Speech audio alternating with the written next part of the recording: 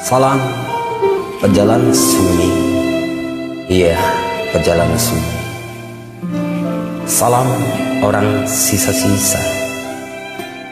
Sukoharjo, 9 Maret 2020. Aku orang desa. Iya, aku orang desa. Hei, iya. Hei anak-anak muda, kemarilah kita berkumpul. Kita duduk melingkar sejenak sebelum pulang dan tidur, sebelum larut dan bermimpi. Kemarilah sejenak agar aku tak terlalu gelisah, agar aku tak begitu resah. Mari kita buka wacana sedikit dan menyikapi makna peradaban zaman ini. Sedikit aku ingin tumpahkan tentang keadaan desa kita, tentang harapan yang sedang tersimpan di dalam laci-laci kekuasaan di sana. Hei kamu bejo, coba berdirilah. Tinggimu cukup untuk menjadi tentara. Iya, tentara yang tangguh dari kampung yang terbelit permasalahan antara kebutuhan hegemoni para pengendali modal. Hei, dan kamu, ya kamu Bayu, coba berdirilah. Cobalah pandangi di sekelilingmu ketika pagi, ketika siang, dan ketika malam. Apa yang kamu lihat di sini? Apakah desa kita maju atau tertinggal? Iya, dan iya. Desa kita maju. Tepat sekali apa yang kamu katakan. Segala hal yang tak ada menjadi ada, tak ada yang sulit. Tepat sekali. Namun perlu kalian ketahui, aku rasakan sangat mencekam. Kengerian sedang mengendus-endus di balik rerumputan, bahwa tata kelola desa menjadi tata kelola yang tak lagi mengedepankan nilai-nilai, tapi mengutamakan angka-angka. Perlu kalian ketahui juga bahwa beda antara nilai dan angka. Sudahlah. Coba kalian duduk lagi. Tarik nafas perlahan dan mulai menjelajahi diri sendiri. Mulai berselancar di kedalaman diri hingga bertemu dengan makna-makna yang selama ini dipendam oleh diri sendiri. Dan kalau besok lusa kalian ke kota, tolong sampaikanlah kepada mereka bahwa di sini masih ada rindu. Iya, rindu di antara pepohonan yang semakin jarang kita lihat tumbuh. Masih ada hati di antara nasib para petani yang dicangkuli peradaban dan dikemas dengan apik oleh kapitalisme. Petani yang punya pengetahuan seluas tanah garapannya. Petani yang semestinya mengelola sendiri benih-benih yang akan ditanamnya. Tapi di sini petani mesti diatur oleh produksi yang dikelola oleh kepandaian orang kota.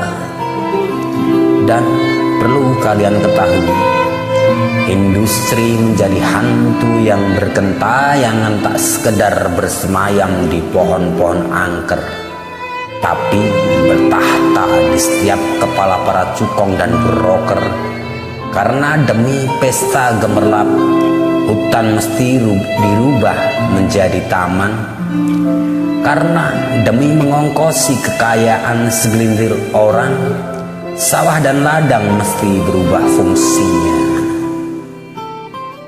memang benar apa yang kamu katakan itu. Walau terkadang situasinya dengan di kota tak jauh berbeda, tapi di sini kami lebih banyak gelisah karena kesuburan yang diolah oleh keserakahan yang dilembagakan, yang diinstansikan atas nama pembangunan, atas nama ketahanan dan pemberdayaan. Tolong sampaikanlah juga bahwa di sini sekolah-sekolah semakin banyak, tapi akan tetapi tetap terus kami dibodohi bahwa sekolah yang dibangun hanya untuk urusan proyek dan anggaran, urusan angka-angka, sementara kecerdasan untuk anak bangsa hanya mitos dan tahayul dalam pembangunan.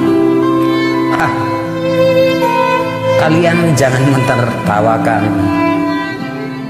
Bangsa kita, negeri kita tak layak untuk ditertawakan. Dan berhentilah bergumam. Dahulu bapakku sebelum stroke sering bertutur bahwa tak memiliki apa-apa untuk diwariskan, tak punya sejengkal pun tanah untuk digarap, tak punya rumah untuk ditempati. Bapakku yang tua hanya berkata bahwa aku wariskan Indonesia dan tanah airnya untuk dikelola, bukan digagahi oleh pejabat yang berkuasa. Aku yang nunggu hanya terdiam waktu itu. Bapakku yang tak lulus jadi tentara punya semangat seperti Prabowo. Sekarang usiaku 36 dan bapakku yang tua masih stroke, tak lagi bisa berkata-kata, hanya bisa memetakan perasaan. Namun aku bahagia bukan karena bapakku tak dapat bicara, tapi tertawanya tak berubah dari semenjak jadi supir truk sampai sekarang jadi penghuni sepi ditemani kasur lapuk. Sering aku tirukan tertawanya untuk situasi ini. Hahaha. Nah, kalau esok lusa kalian ke kota, tolong kabarkan bahwa bapakku yang stroke masih bisa tertawa, bahwa desaku yang lumpuh masih bisa berdaya, walau diusik oleh kecemasan yang ditabur para rentenir. Kabarkan juga kepada mereka di sana bahwa kami di desa masih menyimpan harga diri di lumbung-lumbung kesadaran kami, di ruang-ruang pemikiran kami. Dan jangan lupa katakan bahwa di desa tempat kalian tinggal, silahkan bangun beribu-ribu gedung, berjuta-juta kebutuhan orang kota. Silahkanlah sebarkan virus individualisme, silahkan tabur keangkuhan, silahkan. Tapi perlu mereka ketahui bahwa yang menaiki bahtera Nuh hanya sedikit orang. Sekarang pergilah, pulanglah ke rumah kalian masing-masing, dan aku berharap dalam tidur kalian kelak bermimpi bahwa api bukanlah cahaya. Dan perlu kalian dan mereka ketahui bahwa aku adalah orang desa yang menolak pemikiran sampah hanya untuk hidup mewah dan menyengsarakan orang lain. Monolog karya Martino. Salam pejalan sunyi, salam orang sisa-sisa, salam sejahtera kehidupan.